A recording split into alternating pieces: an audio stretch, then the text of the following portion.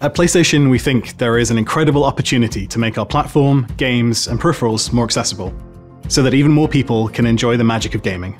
We're just getting started with our accessibility journey with PS5, but we're so excited about what we've been able to do so far and our plans for the future.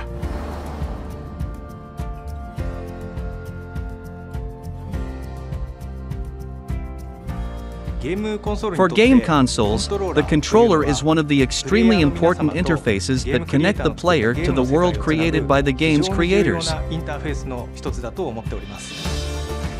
Therefore, we believe that the controller itself being accessible is the most important factor in immersing players in the game world.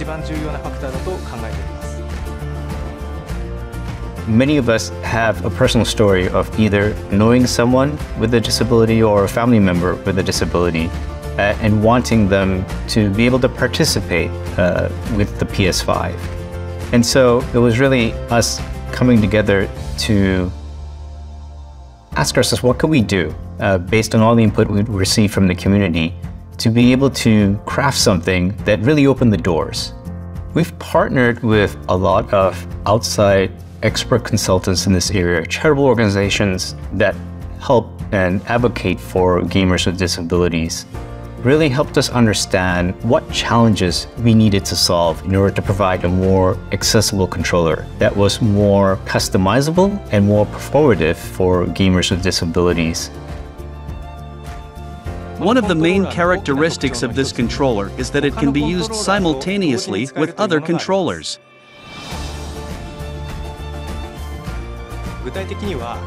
Specifically, up to 2 of these controllers can be connected to a single DualSense wireless controller at the same time.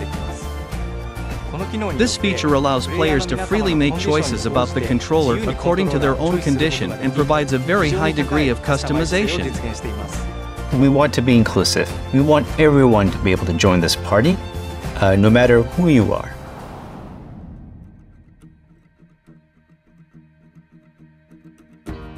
Some of the most inspiring things that I've seen that have made me want to think more about accessibility is seeing the stories that players have and how much it means to them when they're able to sit down with the game for the first time and play more than they ever thought they could.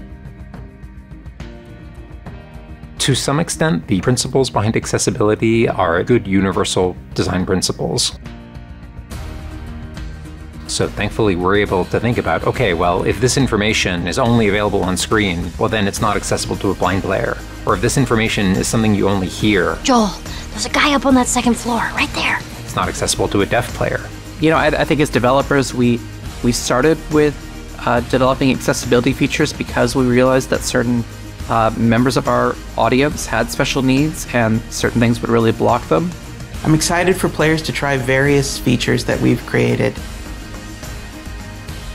From high contrast mode to traversal assist, auto pickup to navigation assist. It really depends on you and what you need. And that could be just a preference. Maybe you have a temporary disability. Maybe you have a permanent disability. Maybe you can't see or you can't hear.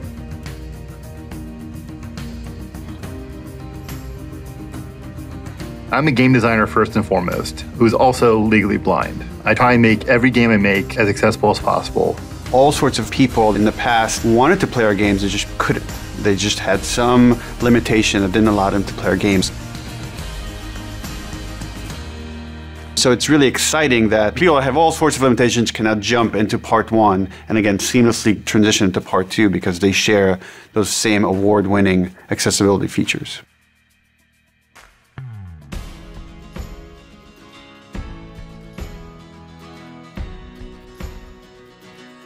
Accessibility is important to PlayStation to achieve our mission, which is to connect people through the power of play, where players of all abilities can share the moments of joy. As she surveys the apartment, her eyes wander to Joel. People who have disabilities, they're constrained by society in the way that we have designed this world. So having products that allow them to experience the world, having accessibility built into our DNA, that's what is so important to me. For PlayStation 5, we built a brand new voice platform which powers accessibility features like screen reader, chat transcription, voice command, and voice dictation. All these features make PlayStation 5 more accessible. After the launch of PlayStation 5, we introduced new functionality like Zoom, mono audio support, adding more language support for screen reader, and improving the screen reader experience by introducing functionalities like play, pause, and repeat. PlayStation 5 offers a wide range of accessibility features. We're taking care of that architectural layer of accessibility so the games can focus on building even cooler experiences. The biggest thing about the accessibility features on the PS5 for me, and the thing that I want to make happen, is bringing people back into gaming. We are making this so you can have the same experience and enjoy it like everybody else and be a part of that excitement.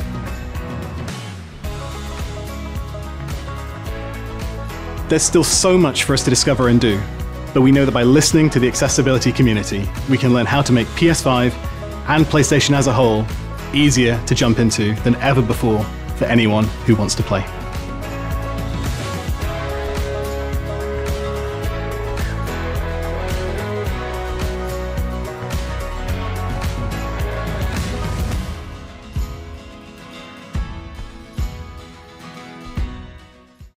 PlayStation